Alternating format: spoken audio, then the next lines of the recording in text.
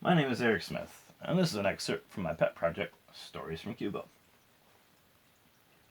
Gammon de Pycombe wasn't what he appeared to be as he was loaded into a kennel aboard the RMS Titanic.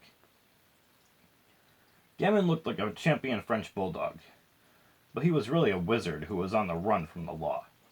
You see, Gammon had broken international wizard's law by openly killing several non-magical people in a crowded square.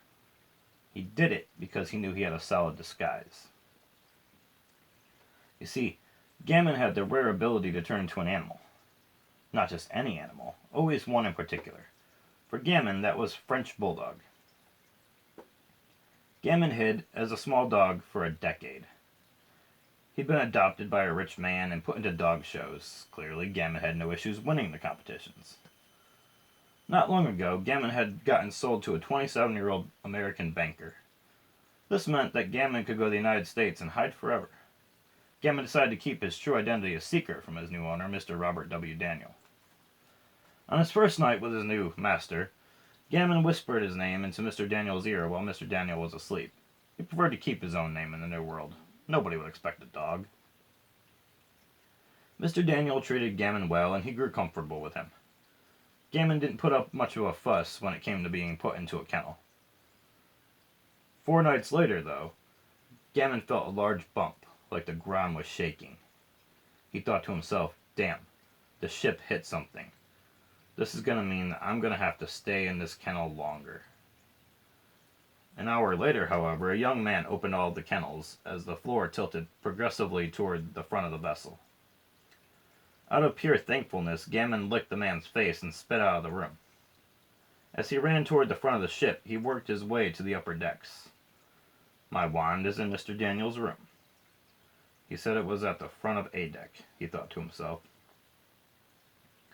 Gammon searched every room that he could access in the area he knew to be where Mr. Daniel's room was located.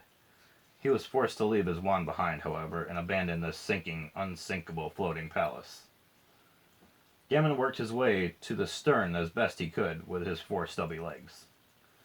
Eventually he found an area of deck where a lifeboat had been and ran headlong into the freezing North Atlantic Ocean. Gammon howled loudly as his little body broke the water, like frozen knives stabbing at every part of his body.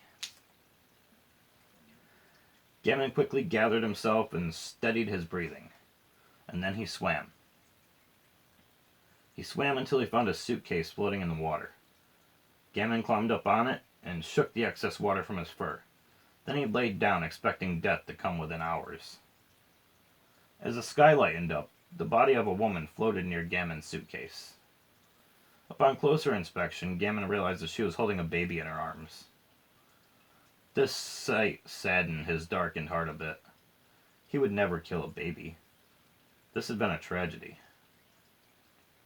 Gammon grabbed the hat from the woman's head with his teeth. It looked fairly dry and warm. She didn't need it anymore, and Gammon was cold. Gammon floated along for a week and a half, starving and depressed.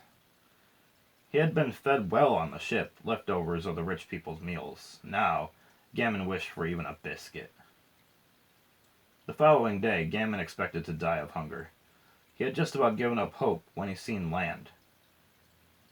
He shook his head and blinked his eyes. Sure, he must be hallucinating. He looked again. It was land. Soon, Gammon washed up on the shore of a cluster of islands. What impressed him more than anything was the floating islands above the regular islands. Gammon had seen many things in his travels, but this was new. Does that mean that there are wizards here? He thought. I wonder where I am. Gammon could only transform into his dog form with the assistance of his wand. Without a magical instrument, he was stuck as a dog.